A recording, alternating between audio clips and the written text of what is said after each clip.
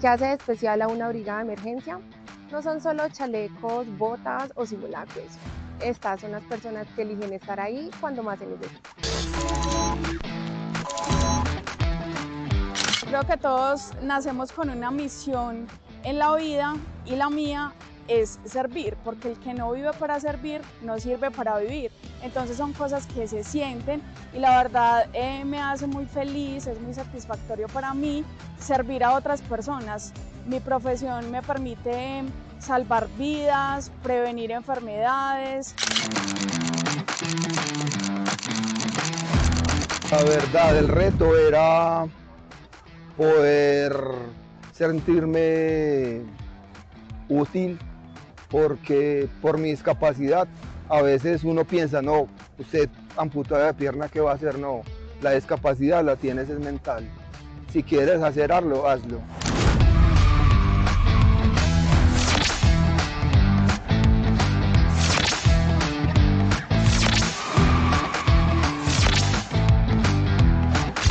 Ellos son la primera línea de ayuda ante una emergencia. Y en Positiva creemos que una brigada fortalecida es una comunidad protegida.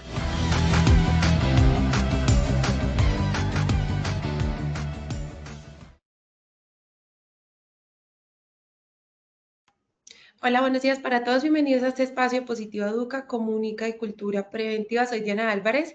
Los acompaño durante esta hora para que conversemos y nos llevemos información valiosa y aplicable a nuestras labores, para entender cómo ganarle la batalla a la prisa y al exceso de confianza a través de nuestros hábitos diarios.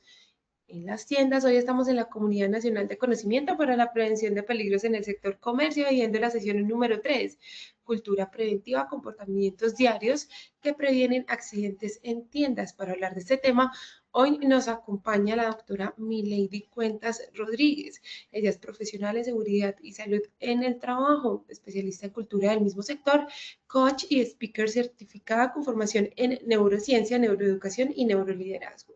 Actualmente cursa una maestría en psicología organizacional y se desempeña como directora de Aval Academy en Colombia, desde donde impulsa el desarrollo de habilidades de liderazgo y la cultura de la prevención en las organizaciones. Doctora Milady, bienvenida a este espacio. Gracias por estar aquí, de verdad es un gusto tenerte hoy con nosotros. Hola, hola, muy buenos días. Hola Dianita, gracias por esa bienvenida y le damos la bienvenida a todos los que nos acompañan el día de hoy en esta comunidad tan maravillosa donde vamos a aprender, pero además también nos vamos a divertir. Entonces les damos la bienvenida y queremos que se pongan cómodos, que tomen una tacita de café, porque el día está como frío. Bueno, no sé en dónde estás, Dianita, pero aquí en Bogotá el día está un poquito frío. Entonces, Manizales también. Vea, imagínate. Entonces vamos a prepararnos con una tacita de café. Y antes de arrancar, pues vamos a ver lo que el día de hoy tenemos preparada. Esta es la ruta del conocimiento. Nosotros ya vimos una primera sesión en comunicación segura y efectiva para el sector comercio. Vimos lo importante que es reportar, avisar y evitar los riesgos en nuestra jornada. Una segunda sesión también donde hablamos de el mapa express de peligros. Ahí pudimos identificar la manera como podíamos hacer ese mapa express de peligros y no necesitábamos pues tener a la mano esa matriz de identificación de peligros, pero sí lo importante que es hacer ese enfoque en cada uno de los riesgos que podemos ver en nuestra tienda. Y para el día de hoy vamos a hablar de cultura preventiva, comportamientos diarios que previenen acciones en la tienda. Tendremos una sección 4 donde hablaremos de bienestar para el personal, del sector comercio, salud física y mental para trabajar mejor. En la sesión 5 hablaremos de la prevención psicosocial, porque también es importante el manejo del estrés, la presión y el trato con los clientes. En la sesión 6 haremos una movilización segura en la tienda para evitar caídas mientras nos desplazamos. En la sesión 7, atención segura al cliente, cómo servir bien, pero sin ponerlos en riesgo. Y en la sesión 8 hablaremos de esas buenas prácticas de almacenamiento inteligente y orden de los productos. Entonces, esto va a estar buenísimo, no se pueden perder nada de esta comunidad. Para arrancar con toda, queremos hacer este pequeño sondeo. Dianita, ¿qué tienes para hoy? Claro que sí, Doc. Queremos saber los conocimientos previos que tienen los participantes sobre el tema de hoy. Los queremos ver muy participativos y los invitamos a responder a las siguientes preguntas. La primera pregunta dice, desde la cultura preventiva, ¿cuál de las siguientes acciones demuestra el liderazgo en seguridad? Exigir resultados rápidos sin detener la operación. B, esperar a que ocurra un accidente para intervenir. C, corregir conductas inseguras y dar ejemplo operativo. O D, delegar completamente la seguridad al área de seguridad y salud en el trabajo. Esperaremos unos segundos a que ustedes den sus respuestas en pantalla y volvemos con los resultados. Las respuestas quedaron de la siguiente manera. A, exigir resultados rápidos sin detener la operación, 0%. B, esperar a que ocurra un accidente para intervenir, 0%. C, corregir conductas inseguras y dar ejemplo operativo, 80%.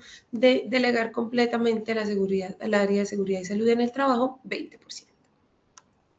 Vamos con la segunda pregunta. Este sondeo es normal que normalicemos el peligro o el riesgo. A, sí creo que puede pasar. B, no, lo dice la gente perezosa. C, sí me ha pasado. Esperaremos de nuevo unos segundos a que ustedes escojan su respuesta en pantalla y volvemos con los resultados. Las respuestas quedaron de la siguiente manera. A, sí, creo que puede pasar, 69%. B, no, lo dice la gente perezosa, 14%. C, sí, me ha pasado, 17%. Vamos con la tercera pregunta. ¿Por qué el liderazgo tiene un impacto directo en la cultura de seguridad? A, porque reemplaza los procedimientos. B, aprendemos observando comportamientos del líder. C, porque elimina completamente el error humano. O D, porque evita todos los riesgos operacionales. De nuevo esperaremos unos segundos a que ustedes escojan la respuesta que creen correcta en pantalla y volvemos con los resultados. Los resultados quedaron así. A, porque reemplaza los procedimientos, 0%. B, aprendemos observando comportamientos del líder, 49%. C, porque elimina completamente el error humano, 3%. Finalmente, D, porque evita todos los riesgos operacionales, 49%. Muchas gracias a quienes participaron de este sondeo inicial. Ahora sí, iniciemos esta sesión. Doctora Milady, este espacio es todo tuyo, te escuchamos. Muchísimas gracias,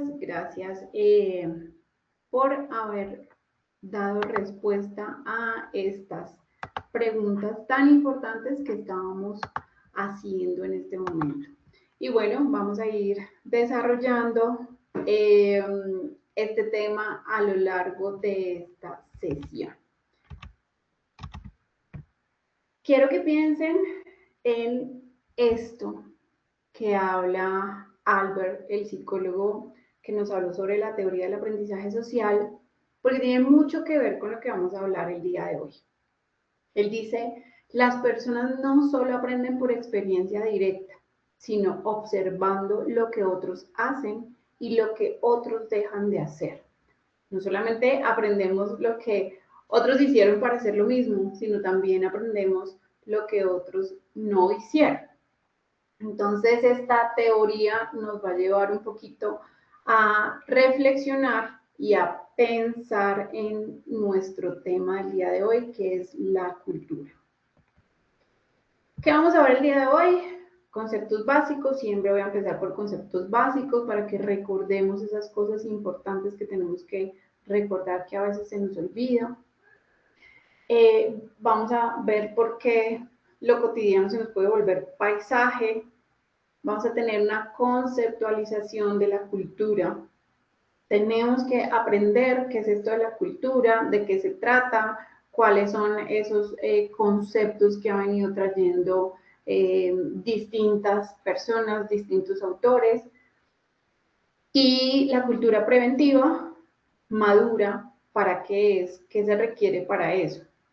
Un concepto de el poder, que tiene que ver con este tema de la seguridad, el liderazgo que transforma las razones por las que el líder sí impacta, y un modelo finalmente de micro hábitos.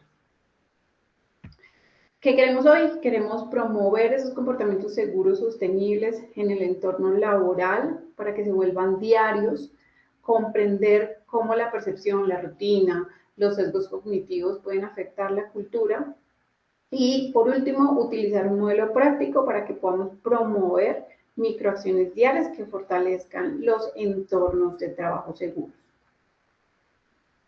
Vamos a empezar con este tema de la cultura de seguridad, pero quiero que por favor no me dejen sola en esto, que como lo dijo Dianita al principio, seamos muy participativos porque esto se trata de aprender entre todos, de que podamos llegar a distintas conclusiones y pues de pronto tal vez quizá poder llegar a distintas definiciones de algunas cosas que, aunque ya están establecidas, aunque ya tenemos autores, aunque ya han venido desarrollando el tema, pues nosotros también podemos tener nuestras definiciones. Y el tema de la cultura de seguridad nace desde hace mucho tiempo, pero cogió mucha fuerza a partir del accidente de Chernobyl. Desde ahí empezaron a concluir que el tema no era simplemente la falta de experiencia de las personas o simplemente que había fallado un equipo o simplemente que no se cumplió un procedimiento. Aquí se dieron cuenta que el tema era mucho más grande. Es un tema de cultura, es un tema de apropiarse de la seguridad de todos. Y una de las definiciones de cultura está asociada con el conjunto de valores, actitudes, comportamientos compartidos que determinan cómo una organización gestiona la seguridad en su día a día. Ese es una de las definiciones que tenemos de cultura de seguridad, pero como les mencionaba ahorita, a lo largo de este tiempo han salido muchas definiciones, distintas definiciones que se han cogido, se han tomado de lo que es la cultura organizacional y que nos han permitido definir o descubrir cómo tenemos que llevar la cultura de seguridad en nuestras organizaciones. Y básicamente lo que dice esto es que no se trata solo de cumplir normas, se trata de interiorizar la seguridad como una responsabilidad de todos. No se trata de un evento puntual, sino que es una práctica constante, visible, reconocida tanto por el líder como por el equipo de trabajo. Y que se construye con el ejemplo, porque el comportamiento del responsable, en este caso de la tienda o del lugar físico en el que nos encontremos, marca un estándar. Y aquí es muy importante entender que este tema de la cultura, a pesar de que tomó mucha fuerza con este accidente de Chernobyl, viene también a lo largo de la historia. Muchas personas han tratado de estudiar la cultura, han tratado de estudiar cómo hacer para cambiar comportamientos, para que XY persona se comporte de esta manera, para que nuestros hijos nos hagan caso, cómo hacer para que en nuestra casa todo funcione a la perfección. Entonces, este tema de la cultura se ha venido estudiando desde hace mucho tiempo. Pero otra cosa importante, o otro tema del que ha venido saliendo, es el concepto de clima de seguridad. Según Reimann, el clima de seguridad es el conjunto de percepciones compartidas por un grupo que está relacionado con la seguridad. Es decir, el compromiso gerencial, la adherencia a las reglas, el entrenamiento, los procedimientos, las condiciones de trabajo. Pero en este punto quiero hacer una diferencia entre el estímulo y la percepción. Acá es muy importante entender que todos podemos tener el mismo estímulo. ¿Y qué es el estímulo? Es esa señal física que entra por alguna parte de nuestros sentidos, por alguno de nuestros sentidos. Entra el estímulo. pero la percepción cambia porque es un proceso cognitivo. Es un proceso mediante el cual nuestro cerebro organiza, pero también interpreta la información. El estímulo puede ser tal vez el mismo para todos, pero la percepción cambia. Y voy a poner aquí un ejemplo muy sencillo. Y después de este ejemplo quiero que me respondan una pregunta. Entonces le voy a pedir a Dianita que por favor me ayude a revisar si nos contestan en el chat cuando haga la pregunta. Aquí el ejemplo es, el estímulo es una culebra. Nosotros vamos por un camino. Yo me llevo una persona de la ciudad a recorrer ese camino y la persona ve esa culebra, se asusta y dice, ¡ah, peligro! Su cerebro dice, peligro, es una culebra y sale a correr. Pero si yo me llevo un vaquiano de la zona a recorrer el mismo camino, ve la misma culebra, él me va a decir, esa es una cazadora, tranquila. Si el estímulo es el mismo, ¿por qué cambió la percepción? ¿O por qué mi reacción o la reacción de la persona que traje de la ciudad fue diferente a la percepción de la persona que estaba como vaquiana o que vive en la zona que está generalmente en ese lugar? Y la pregunta que quiero hacerles aquí, para que por favor nos respondan en el chat, es ¿en qué momento usted cree que el estímulo ha sido el mismo, pero la percepción ha cambiado en su lugar de trabajo? ¿En qué momento usted ha hecho el mismo estímulo para todos, pero usted ha cambiado o las personas han cambiado la forma en la que perciben la información? Quiero que me responda en qué momento usted ha visto que yo le di a todo el mundo la misma capacitación. Yo a todo el mundo le expliqué exactamente cómo colocar el elemento de protección personal. Yo a todo el mundo le expliqué que esto es peligro, que esto es riesgo, que por aquí no, pero la percepción de las personas es distinta. ¿En qué momento le ha pasado eso? Y quiero que por favor nos respondan a través del chat. Y Dianita, si me haces el favor de mirar si nos han dado respuesta. Por el momento no, Doc, aún no tenemos respuestas. Bueno, los invitamos a que participen. No me dejen sola, por favor, en esta jornada, porque esto hace parte de nuestro crecimiento personal, profesional, de todo lo que nosotros adquirimos como conocimiento. No solamente viene por lo que otras personas nos dicen, sino también por lo que procesamos, la información que procesamos en nuestro cerebro, cómo la interpretamos. Bueno, mientras nos dan alguna respuesta, si dan alguna respuesta, Dianita, ¿me puedes interrumpir, por favor? Claro que sí. Gracias. Bueno, entonces, mientras tenemos alguna respuesta, aquí está la diferencia entre lo que es la cultura y lo que es el clima. Mientras que la cultura es ese conjunto de valores y actitudes y comportamientos, el clima es la percepción que puede tener una o varias personas. Y la percepción, nuevamente, cambia según el proceso cognitivo que tenga una persona o la interpretación que le dé. ¿Por qué puede cambiar la interpretación? Porque tuve experiencias anteriores, porque aprendí cómo se hace ABC, porque yo ya sé que yo pasé por ese camino y esa culebra o ese tipo de culebras no es peligrosa, porque alguien me explicó cómo tenía que reaccionar ante un peligro como las culebras. Entonces, la percepción cambia según muchos factores o de acuerdo a muchos factores.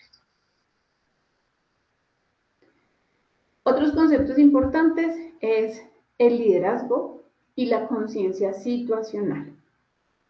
Entonces, ya sabemos que la percepción del riesgo puede cambiar de una persona a otra y que cambia por la interpretación que se le da.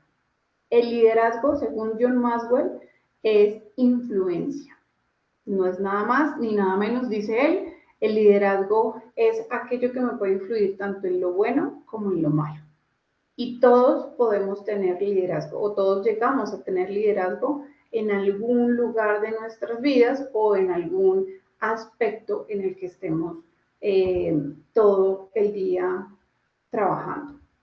Por ejemplo, podemos tener liderazgo en nuestra familia, por ejemplo, podemos tener liderazgo con nuestras mascotas, por ejemplo, podemos tener liderazgo en nuestro puesto de trabajo, etcétera, etcétera. Y la conciencia situacional, que es esa capacidad de percibir, entender y anticipar lo que puede pasar.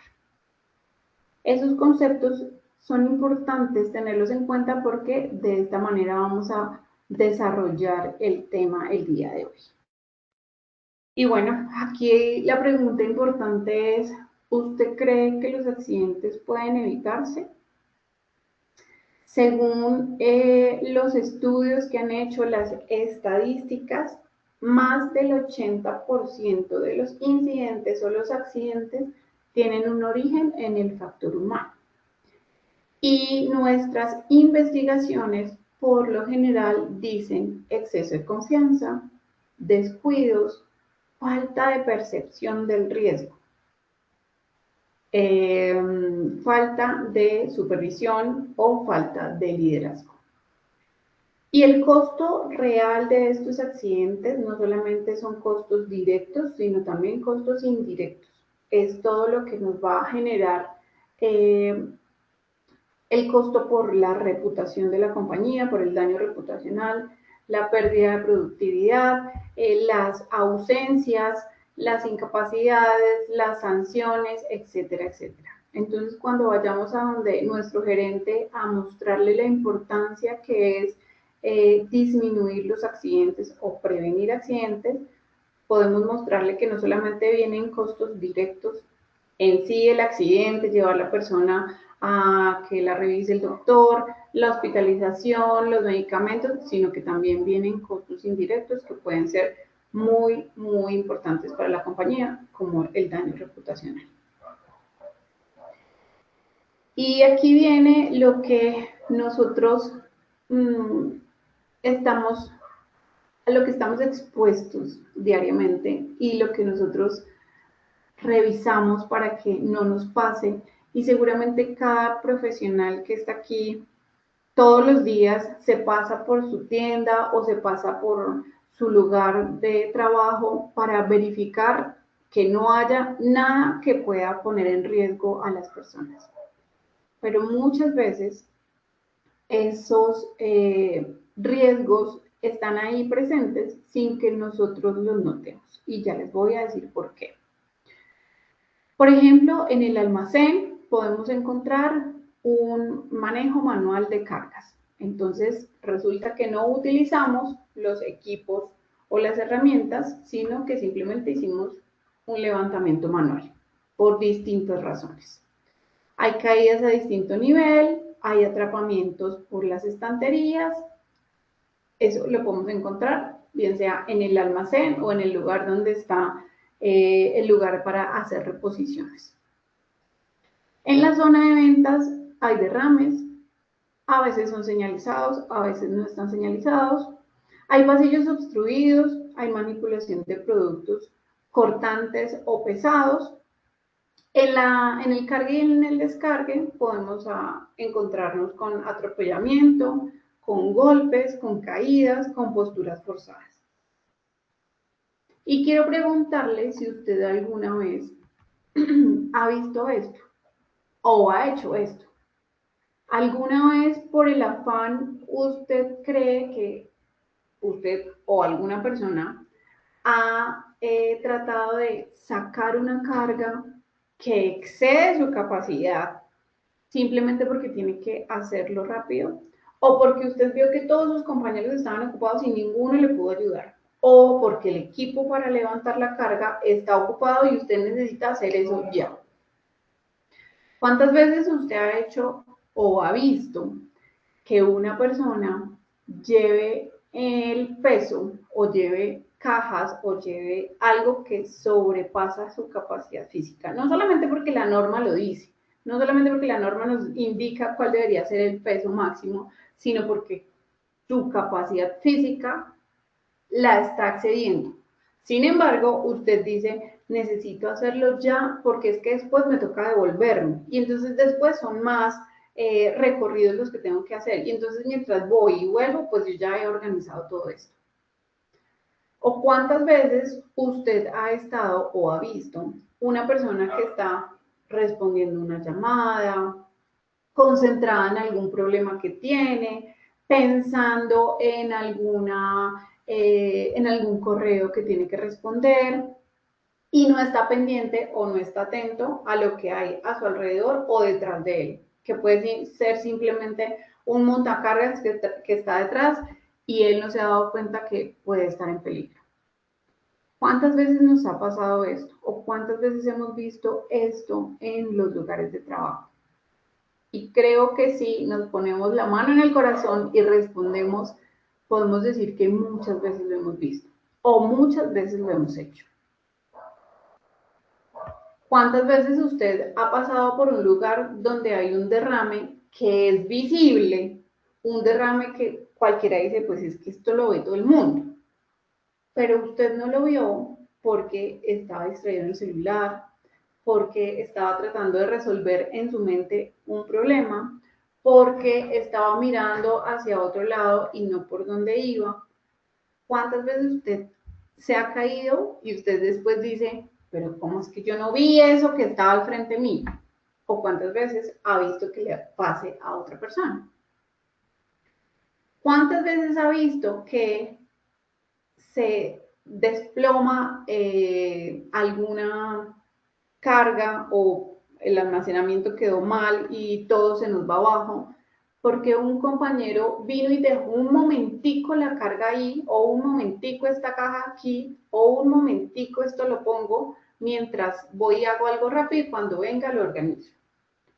O simplemente no lo ubico bien, o simplemente no lo apilo bien, y por eso tenemos o hay distintas razones para que esto se nos caiga de la manera como vemos allí. Pero ¿cuántas veces usted ha visto esto en el día? En su operación, en su tienda, en el lugar de trabajo donde está. Esto es simplemente para recordarle que no solamente desde el accidente de Chernobyl fue que empezó el tema de la cultura y de la prevención. Esto viene desde la Ley Novena del 79, donde nos dice, hagan programas educativos sobre los riesgos, empiecen a trabajar en las personas que están expuestas, enséñenles sobre los métodos de prevención, de control. En la 1072 nos habla de identificar los peligros, de valorar, de controlar. En la ISO 45001 nos habla de la participación activa de la dirección y de los trabajadores para la construcción de cultura, de la identificación sistemática de peligros. Entonces, esto no es un tema nuevo. Que en este momento el tema de la cultura esté generando un boom y todo el mundo quiere hablar de cultura y todo el mundo quiere hablar de conciencia situacional, todo el mundo quiere hablar del hoy, del presente, de poder observar, de estar más conscientes, ok. Pero esto es un tema que ya viene desde hace muchos años diciéndonos hay que prestar atención. Y bueno, para esto les decía que hay muchos conceptos y hay muchos autores que nos traen el tema de la cultura. Pero quise traerles este específicamente que lo trabaja Elizabeth Edwards, apoyándose de todo lo que decía Brinkman, y es acerca de las tres perspectivas de la cultura. Que una era una perspectiva antropológica, la otra normativa y la otra pragmática. Entonces lo que ellos mencionaban aquí es que esa perspectiva antropológica se trata de esas creencias, de esos hábitos, de lo que realmente se cree, de lo que se practica, de aquello que puede ir de una generación a otra donde el tema es mucho más complejo de simplemente hacer caso. Va más allá, es un tema de comportamiento, de significado colectivo. Esa es la perspectiva antropológica. Mientras que la perspectiva normativa lo que nos dice es, este es lo que define qué tiene que hacer. Es más o menos como esa cultura de papel que existe a veces, no en todos lados. Es donde se define lo correcto, lo incorrecto, lo seguro y lo que no es tan seguro, donde nos muestra como ese lugar o esa normalización, ese procedimiento, ese actuar desde ese sistema de reglas. Y la otra perspectiva es una perspectiva pragmática, es finalmente lo que se hace, no solamente lo que se siente o lo que se piensa o lo que está escrito, sino lo que se hace. Aquí ya es un tema de la cultura en acción, el uso diario de la cultura. Es donde se integra no solamente, vuelvo y digo, las normas, todo lo que nos dice el sistema, sino que también es todo lo que yo siento y creo. Entonces, esa es la dimensión de la perspectiva pragmática. ¿Y por qué es importante determinar todo esto o saber esto? Porque muchas veces pensamos que lo importante simplemente es hacer las normas, hacer los procedimientos, que la gente sepa qué tiene que hacer. Pero resulta que hay una perspectiva muy importante que es la antropológica, es poder llevar a la gente a que realmente crea en seguridad, a que realmente le apueste por ese tema de la seguridad. Pero va mucho más allá de simplemente meterle en el chip a la gente que la seguridad es importante. Y por otro lado, es lo que se hace diariamente. De nada me sirve que en mis normas, procedimientos, guías, diga que somos perfectos, que somos la maravilla, que aquí nadie se va a accidentar porque todos tienen derecho a levantar la mano, porque todos tienen derecho a reportar, porque todos tienen derecho a expresar las condiciones peligrosas a las que está expuesto, etcétera, etcétera. Y que además la persona de seguridad diga, sí, aquí todos estamos empoderados, pero que en la practicidad o en el diario vivir veamos que simplemente cuando vamos a tomarnos un tiempo para ir por los elementos de protección personal, nos están afanando y nos están diciendo, no, tranquilo que usted no necesita eso para hacer la actividad. Tranquilo que allá donde vamos usted no va a hacer ningún trabajo en alturas y resulta usted subiéndose como a 3 metros. Tranquilo que usted allá lo que va a hacer es rapidito. Entonces, si las tres cosas no están combinadas, no nos va a servir de nada. Por eso es que la cultura preventiva madura necesita una integración. Y esta integración quiere decir que yo necesito un sistema, necesito un comportamiento real, pero también necesito un sistema colectivo. Una cultura preventiva madura lo que busca es realmente trabajar en la seguridad y la salud de las personas, integrando no solamente un entorno formal, que es el sistema, sino también integrando esas acciones humanas, que es el comportamiento, y ese propósito colectivo o ese propósito en el que todos estemos juntamente trabajando, que es ese significado colectivo. ¿Y qué podemos hacer aquí?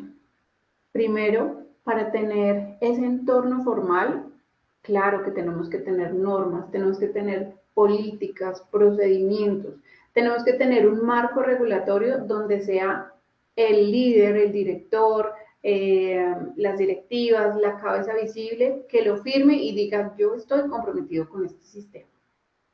Necesitamos tener un comportamiento real, la acción de las personas. Entonces, esas acciones humanas, ¿cómo las vamos a trabajar?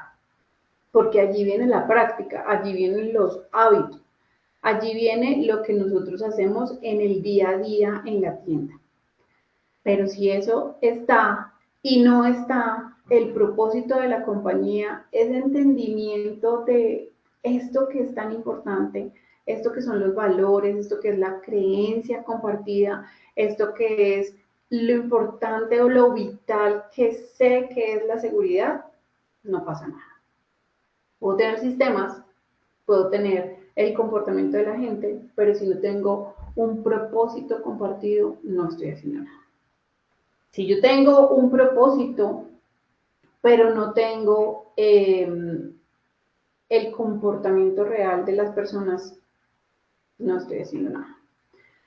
Si tengo el propósito más la acción de las personas, pero no tengo un orden, un norte, un sistema, algo diseñado, tampoco estoy haciendo nada. Porque simplemente se vuelven acciones que no tienen un centro, un norte. Aquí viene una cosa importante y es algo un poco nuevo, no es tan viejo, pero es reciente. Y es algo que habla Niels acerca de el concepto de poder. Y él lo que dice es que la cultura de seguridad no puede entenderse sin analizar el concepto de poder dentro de las organizaciones. Y este concepto de poder es importante porque él lo que trata de mostrar aquí es que definitivamente en la organización existe una jerarquía. En la organización existe una toma de decisiones. Puede haber conocimiento, puede haber un comportamiento individual, puede haber el querer de las personas, pero depende de la toma de decisiones, depende de quien tiene autoridad, depende de quien hace la priorización de lo que para la empresa es importante o no es importante. Entonces, podemos tener comportamiento real, podemos tener tal vez documentos, pero el significado colectivo que empieza por esa persona que toma decisiones no está presente. Y él acá lo que menciona es la importancia de reconocer eso en nuestra cultura. Y nos muestra 3 dimensiones. La primera es ese poder visible, que es esa autoridad formal que existe en nuestra compañía. Puede ser el supervisor de la tienda, puede ser el gerente, el administrador de la tienda. Es esa autoridad que está visible y que tiene el poder tanto desde la habilidad como desde la fuerza. Quiere decir esto que esa autoridad formal que nosotros vemos allí, tan visible, tiene la capacidad de subir el tema de seguridad o bajar el tema de seguridad. El poder de la agenda, lo que menciona aquí Niels, es que es cuando a veces se enfocan en el control a través de la omisión o la exclusión de temas. Un ejemplo es, no hablemos del accidente que pasó para que las demás personas no se preocupen. No hablemos del accidente porque entonces las personas van a estar más preocupadas, van a estar más atentas y van a estar más tal vez ansiosas mirando en dónde más hay riesgos. No hablemos del tema de seguridad hoy porque es que necesitamos hacer las cosas rápido y necesitamos que esto fluya. La tercera es la construcción de significado y cultura. Y aquí dice que es ese poder simbólico, ese poder que de pronto no es tan visible, pero es un poder donde se enfoca o su principio es la responsabilidad y el cuidado. Que finalmente lo que buscamos es que todos tengamos esa tercera dimensión, ese poder simbólico y cultural para que lleguemos a tener tiendas seguras. Y bueno, por otro lado está el tema de la normalización del riesgo. Es algo que vimos en nuestra pregunta. Y la normalización del riesgo es el proceso mediante el cual una condición o un comportamiento riesgoso se puede volver normal debido a la repetición sin consecuencias inmediatas. Nuestro cerebro ya tiene allí que nosotros podemos hacer A, B o C y no va a pasar nada. Es que siempre lo hemos hecho de la misma manera, nunca ha pasado nada. Por lo tanto, hay un sesgo de normalidad y por lo tanto mi cerebro dice, todo está bien, aquí puedo seguir haciendo lo que estoy haciendo. Esto lo que nos puede traer es el comportamiento de, aquí lo llaman la primera línea de defensa. Y la primera línea de defensa es lo que hacemos nosotros desde el factor humano, lo que hacemos nosotros como seres humanos. Y es lo que llama en la teoría el error humano. Y el error humano puede pasar y va a pasar. Entonces hay una percepción del riesgo porque nuestro cerebro normaliza ese peligro cotidiano. Entonces yo ya sé que mi compañero fulanito todo el tiempo va hablando por celular mientras maneja el montacarga. Y eso es normal, no pasa nada, siempre lo hace así. Porque lo vemos a diario y no nos parece nada peligroso. Viene otra que es la prisa y la presión operativa. Entonces cuando hay alta demanda, entonces la velocidad de las cosas es lo que prima y ahí es donde realmente nos damos cuenta si trabajamos con seguridad o no. Cuando trabajamos bajo presión, cuando trabajamos con prisa, es donde podemos identificar si el tema cultural de la seguridad está arraigado o no. La influencia del grupo. Si yo llego a un lugar donde todas las personas trabajan de manera insegura, yo puedo trabajar de manera insegura porque es lo normal, es lo que se vive, es una norma social. Y por ahí decían que a donde vayas, haz lo que vieras, más o menos así es el dicho, lo que quiere decir que si yo voy a un lugar donde veo que las cosas inseguras es lo normal, pues voy a hacer igual las cosas de manera insegura. Y por último, la automatización cerebral, porque nuestro cerebro busca ahorrar energía, entonces repite patrones, entonces ya no necesitamos estar pensando en el tema de seguridad, sino que simplemente se nos viene la primera cosa que vimos o la primera impresión que nos dimos cuando llegamos al trabajo. El cerebro no busca seguridad, busca eficiencia. ¿Por qué? Porque nuestro cerebro consume cerca del 20% de la energía total. Por lo tanto, él busca que las cosas se hagan de manera rápida, de manera optimizada. Nuestro cerebro se volvió tacaño también.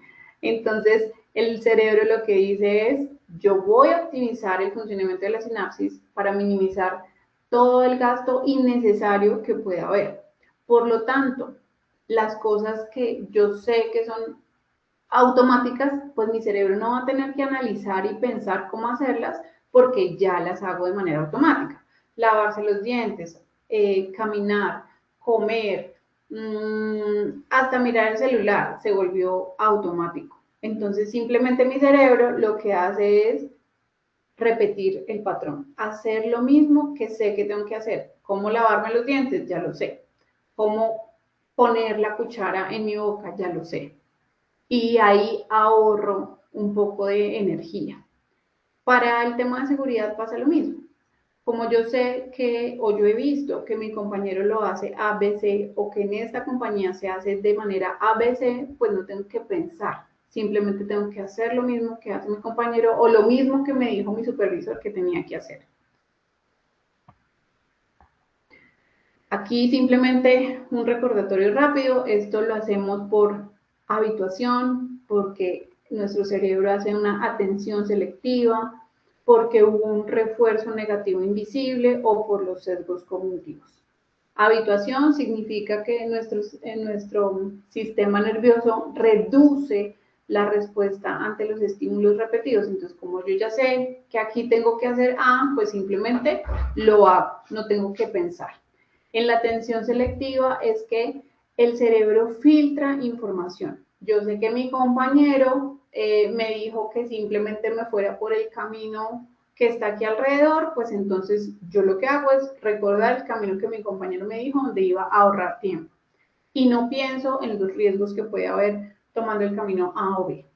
En el refuerzo negativo invisible es porque alguien hizo algo de manera insegura, no pasó nada, entonces mi cerebro interpretó esto funciona. Por ejemplo, cuando nuestros perros van a, se hacen chichi en la casa y nosotros no les decimos nada. Entonces, el que va a decir, esto está bien, aquí no pasa nada, yo lo puedo hacer aquí, allá o allá. Mi cerebro simplemente interpreta que esto está bien. Y los sesgos cognitivos, porque hay unos atajos mentales que nuestro cerebro toma para poder ahorrar energía y esos atajos lo que hacen es que nos pueden poner en riesgo. Ya para ir terminando, este es el modelo Brain del doctor Efraín. Este modelo de del neurocomportamiento lo que nos dice es la importancia de estas 4 cosas. La primera, la emoción.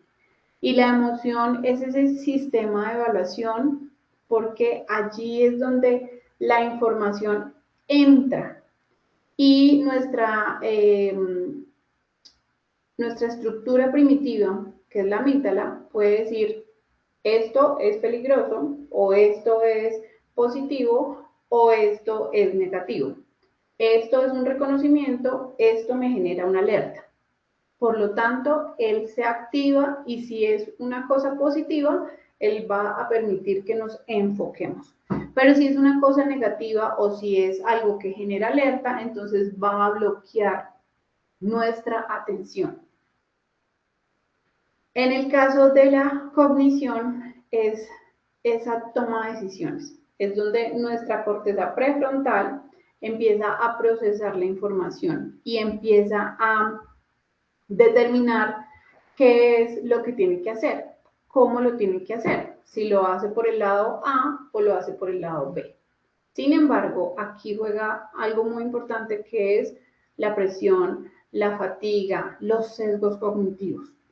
Eso va a hacer que mi decisión desde la corteza prefrontal cambie. El siguiente es el comportamiento. El comportamiento es ese hábito o esa actitud que yo tengo frente a. Y esa actitud simplemente es una predisposición que tengo a actuar frente a un estímulo. Si mi predisposición es que actúo con agresividad porque eso aprendió mi cerebro frente a ese estímulo, pues así lo voy a seguir haciendo. Y la siguiente es la acción. Es cómo yo respondo físicamente a esa respuesta o a ese estímulo que me dio. Por lo tanto, lo que dice este modelo es que en la medida en que nosotros trabajemos en la emoción, en la toma de decisiones, en los hábitos y en esa respuesta ejecutiva, vamos a lograr que haya un cambio de comportamiento. Las 5 razones por las que el liderazgo transforma la seguridad. Aquí quiero decirles que el tema de la cultura es tan profundo y puede ser tan largo que tal vez en esta sesión no logremos abarcar todo lo que implica hablar de cultura, pero sí es importante estos últimos slides donde vamos a ver cómo el liderazgo realmente es una parte fundamental en la cultura. El liderazgo define la cultura. El liderazgo define la percepción del riesgo o cómo las personas pueden tener una percepción del riesgo distinta. El liderazgo crea seguridad psicológica y tal vez después hablaremos de lo que significa la seguridad psicológica. El liderazgo reduce la normalización del riesgo y transforma significados y microdecisiones. Aunque yo creo que yo crea que estoy tomando decisiones porque yo soy así o porque yo tomo la decisión libremente, le quiero decir que sus decisiones también han sido modeladas de alguna forma o han sido influenciadas. Aquí lo que nos muestra la imagen es cómo el liderazgo impacta la seguridad en estos 5 niveles. Lo que les acabo de decir traducido a un impacto cognitivo, conductual, cultural, emocional y operacional. Entonces nos impacta la percepción del riesgo, los comportamientos, la definición de lo que es real o lo que se debe hacer. Genera confianza o genera miedo y prioriza la seguridad o simplemente la operación. La teoría trae muchas cosas acerca de la importancia del liderazgo. Aquí simplemente les traje unas, pero lo que dice la teoría es que definitivamente el líder sí influye en la cultura de seguridad.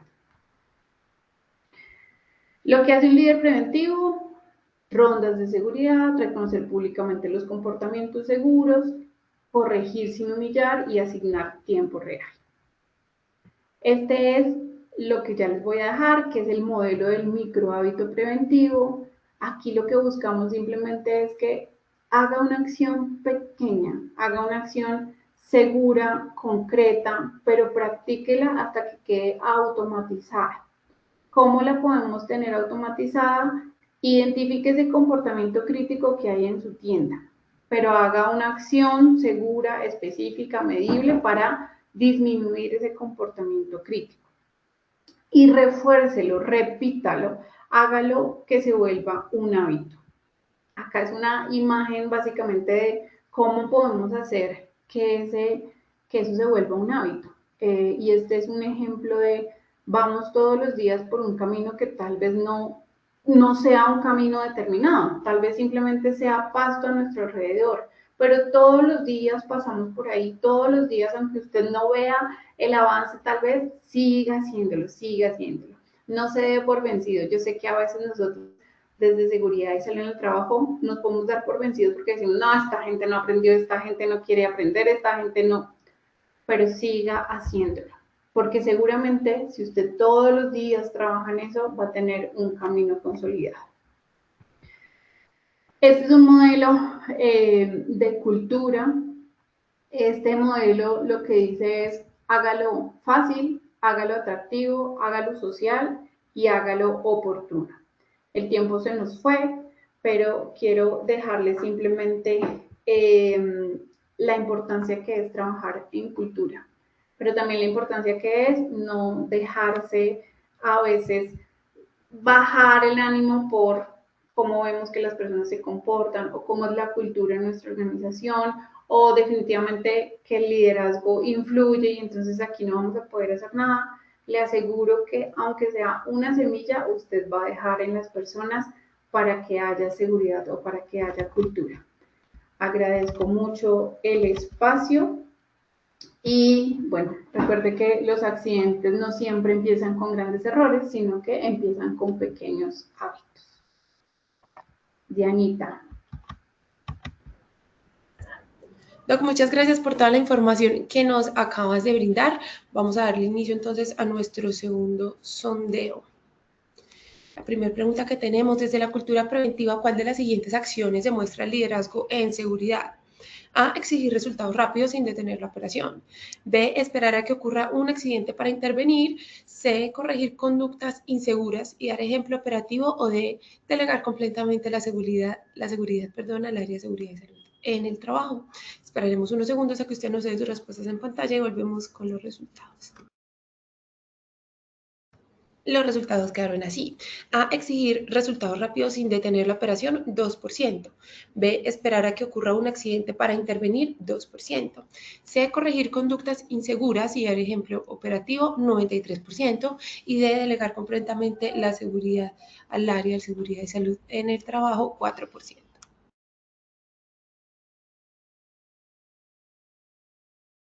Doctora, ¿cómo le fue a los participantes con esta pregunta?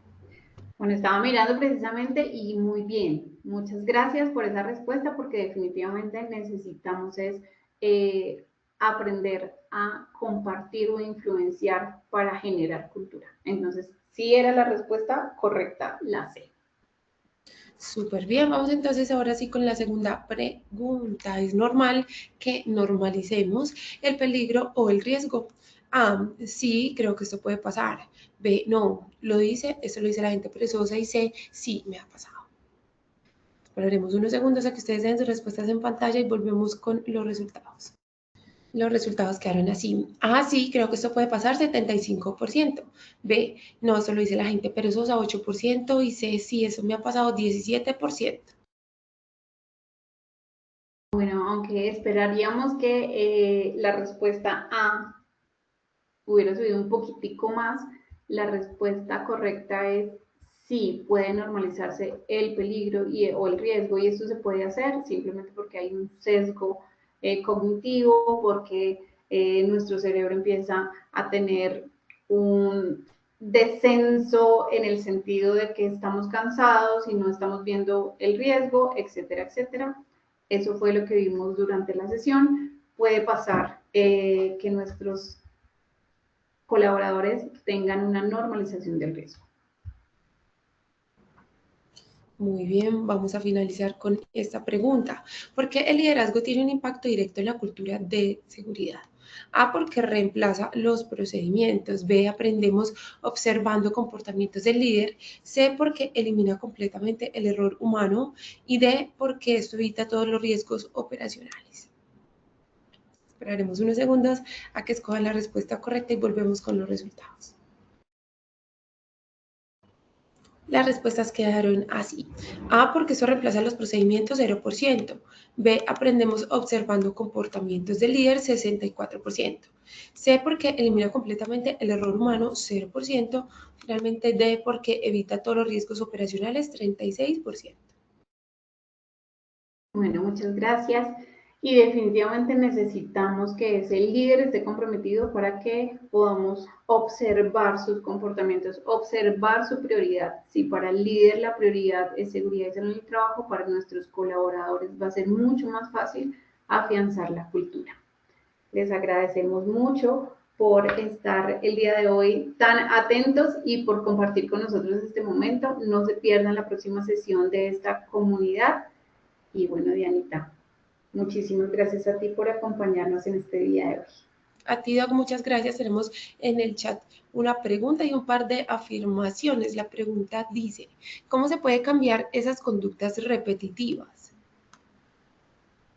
Bueno, hay una cosa muy importante que lo podemos hacer y es a través de priorizar, lo primero. Y lo segundo es también cuando nosotros hacemos se me olvidó la palabra que iba a decir, pero cuando nosotros hacemos una percepción del riesgo, donde le informamos al trabajador qué es lo que tiene que hacer, cómo lo tiene que hacer, aquí podemos ayudarnos de actividades diarias o acciones pequeñas, cambiar el foco de la atención, preguntas activadoras, ver, mirar, observar. Una actividad puede ser, hoy va a mirar esta actividad que estamos haciendo y me va a decir 3 riesgos que tiene. Mañana va a mirar otra actividad y me va a decir 3 riesgos que tiene. Hacer visible lo invisible, tal vez a través de fotos, de comparaciones, de ejercicios visuales. Interrumpir el hábito a través de pausas, de cambios de nuestra estructura. Entonces, no vamos a estar todo el tiempo haciéndoles lo mismo, la misma actividad, la misma charla, la misma dinámica, sino vamos a estar cambiando y reforzar el comportamiento seguro. Super, Doc. Y por acá tenemos a Mario Alejandro Melo Molina que nos escribe, considero que la percepción sobre la capacitación en temas de protección o seguridad en el trabajo cambia porque muchas personas no la ven como algo aplicable en su labor diaria, la consideran una capacitación más y no perciben su importancia. Sin embargo, cuando han vivido una experiencia cercana como un accidente o incidente, suelen reconocer su relevancia y prestan más atención. Sí, y eso pasa definitivamente porque recuerda ese modelo del neurocomportamiento del doctor Efraín. Ahí nos habla de la emoción. La persona cambia claramente su comportamiento porque ya tuvo una experiencia, por lo tanto su emoción fue la que le dijo, aquí hay un peligro. Mi invitación es que trabajemos con las personas desde la emoción, desde esa toma de decisiones consciente, desde ese comportamiento como un hábito rutinario, como esa cosa que les trabajamos día a día. Pero no se olviden de la emoción, porque a través de la emoción nosotros logramos cambio de comportamiento. Así es, doctora Milady, muchísimas gracias de nuevo por tu tiempo, por compartirnos todo tu conocimiento. Nos vemos muy pronto en la próxima sesión de tu comunidad. Muchas gracias y feliz día para todos, que estén muy bien. Igualmente a nuestros asistentes, no olviden que pueden acceder a estas y a muchas más iniciativas educativas a través del Centro Virtual de Enseñanza y Aprendizaje, www.posipedia.com.co, donde podrán encontrar todas nuestras comunidades de conocimiento y una gran variedad de información para mantenerse conectados con nuestro Plan Nacional Multimodal de Educación en Seguridad y Salud en el Trabajo, y también encontrarán nuestros cursos de 50 y de 20 horas para que lo puedan desarrollar con nosotros. Los invitamos a descubrir más sobre nuestras acciones educativas en www.posipediatalleresweb.com. Les recordamos que el certificado de este evento web se generará para todos nuestros afiliados dentro de un periodo de 1 a 8 días hábiles después de la finalización de esta actividad educativa. Podrán acceder a él a través de nuestro portal Posipedia en la sección Edúcate. En Positiva Educa, Comunica y Cultura Preventiva queremos que estés siempre al día con lo mejor en prevención, seguridad y salud en el trabajo. Por eso te invitamos a unirte a nuestro canal oficial de WhatsApp, donde encontrarás campañas, novedades y tips que te ayudarán a cuidar lo más importante, tu bienestar y el de todo tu equipo. Es muy fácil, simplemente debes escanear ese código QR que aparece en pantalla. Aprovecho para dejarles esta invitación imperdible a las personas que están en Caquetá. Los queremos invitar a vivir el primer Congreso Nacional en Salud Psicosocial, un espacio diseñado especialmente para fortalecer la salud mental, el bienestar y la cultura preventiva en nuestras empresas. La cita es este 19 de junio en el auditorio de la Universidad de la Amazonía en Florencia. Recuerden que este es un evento 100% gratuito y el certificado para afiliados a Positiva. Sin embargo, los cupos son limitados y están sujetos a confirmación. Por eso los invitamos a inscribirse en este código QR que aparece en pantalla y aseguren su lugar. Nos dejamos con el siguiente video. Que tengan una tarde maravillosa. Chao.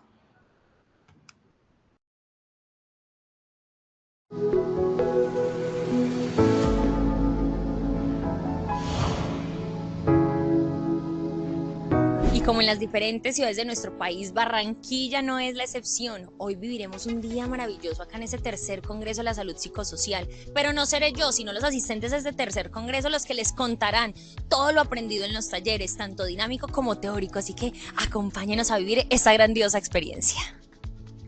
En nombre de nuestro presidente José Luis Correa, pues agradecer que tenga en cuenta esta ciudad, a Barranquilla, como siempre, puerta de oro para todos los procesos de innovación en diferentes temas. Mi nombre es Verónica Montero, vengo de Sabana Larga Atlántico representando la IPS Verbo Salud.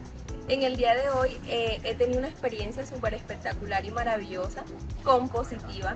De verdad que he aprendido sobre la importancia de la inteligencia emocional y aplicarla en las empresas. De verdad que me llevo un aprendizaje súper valioso, el cual voy a aplicar en la empresa como coordinador de seguridad y salud en el trabajo.